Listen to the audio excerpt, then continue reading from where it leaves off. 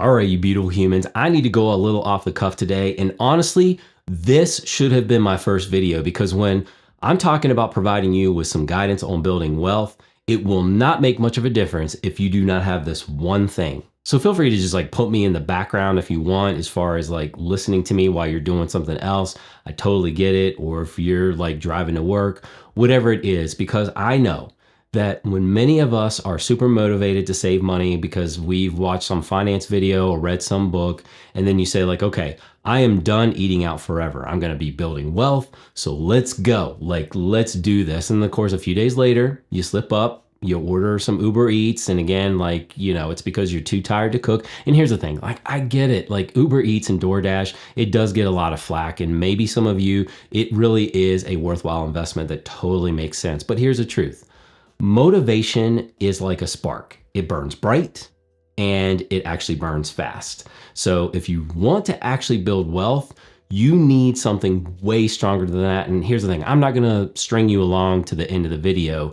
What you really need is discipline. Because here's the thing, motivation, it's exciting. It's that feeling that you get after reading something like inspirational, you watch something inspirational, like whether it's like a finance book or someone that has retired at like a very young age, or like they started to, you know, someone you know started to go to the gym, or they're eating better. And that's the thing. Like, I totally get excited. Like when I go to the gym and I see like, especially around New Year's, like we see a lot of those folks out there. I hadn't seen them around in a minute. And so they're starting it off and like, I'm rooting for them. I want them to like stick to it. I want them to have that motivation to keep going, but it is not that motivation. It's that discipline that keeps them going in March and April and May.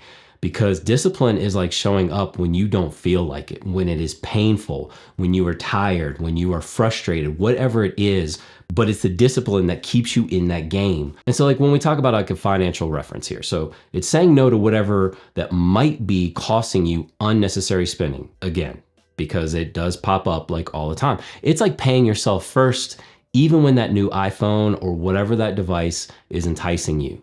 It's like that staying power. It's like, you know what? I really want this thing.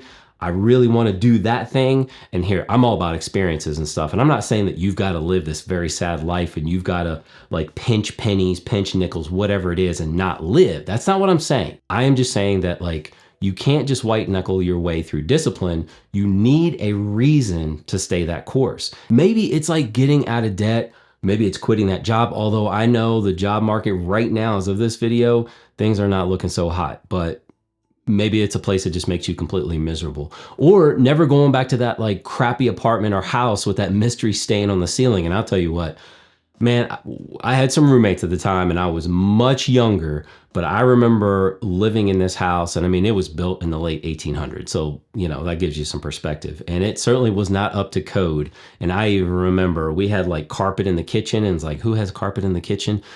But the thing is like the carpet was actually covering up multiple holes that were in the floor. Like it had just kind of like rotted out. And so like you'd have people coming over and like literally like don't stand there, because otherwise they're going to start to like sink in, like the carpet's going to start sinking in and they're going to go into like the cellar. But you know, I digress. I'm just saying like whatever it is that you got to do to get out of that situation. But I know like when I wanted to do those things, I had to like tell somebody, I had to say it out loud. I had to write stuff down, whatever kept me moving forward. Because the thing is like discipline, it can get easier when you have rules. And yes, like these are your non-negotiables. You are setting these up. Like you always say, okay, I'm going to save 20%, or I am going to wait 72 hours before I make a decision on that purchase, or I don't carry a credit card balance, or I never loan money that I expect to get back. And that's not throwing like, that's not static or throwing shade. That's just like, that's like self-care.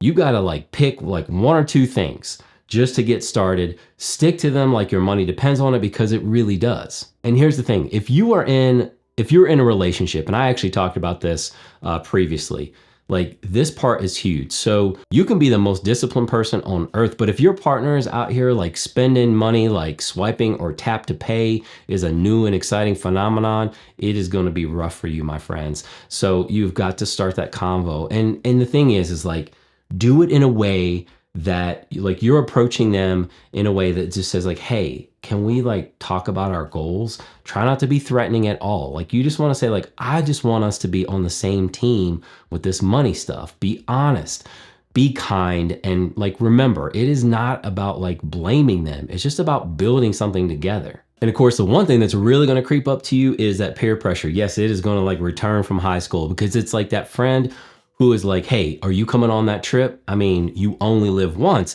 And you're like, yeah, well, my retirement account says that I only live once too. And it wants to live long, and it also wants to prosper. It's like lifespan versus health span. It's like you can live a long life, but do you want to feel good throughout that, like the entirety of your life? So like there's a difference there.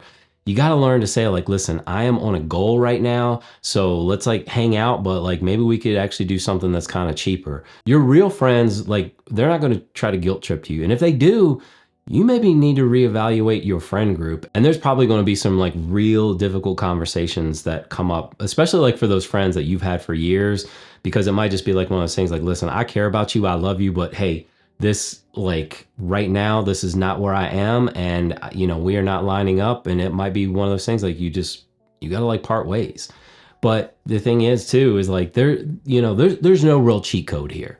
You cannot rely on willpower. You've got to set up these systems. You got to automate your savings. You got to set up a budget like once and like let that sucker run. And like, yeah, maybe like you need to make some adjustments, but like get a budget. You gotta like use an app or a spreadsheet or like sticky notes. I mean, I don't care what it is. You just have to make those habits like consistent. You got to make the habits easy. You got to remove the temptation. You got to unfollow those influencers who like make you feel broke every 30 seconds. And remember, I mean, come on, the highlight reels like online. I mean, seriously, this is literally someone's highlight reel. So just put things in perspective. Like, you understand, right? And here's the one thing about discipline that is like, I think it's like really hard for people is like, it doesn't mean perfection. You're gonna mess up. I mess up. Everybody will mess up. The key is to just keep checking in once a week, once a month, look at your progress and ask yourself, what is working and what is not? It is not about like guilting yourself into this stuff. It is about getting better. This is like how discipline grows. Like try not to be so hard on yourself, but understand like you gotta like reevaluate, take a step back, whether again, it's having conversations with your partner, with your friends. And again, I talk to myself a lot. I'm talking to a camera right now, but even if the camera wasn't on, I still talk to myself a lot. I like to check in with me, but motivation is like, it's the launch pad, but discipline, that is the engine. That is what gets you to the real destination. It is not always sexy. It is not always fun, but it works.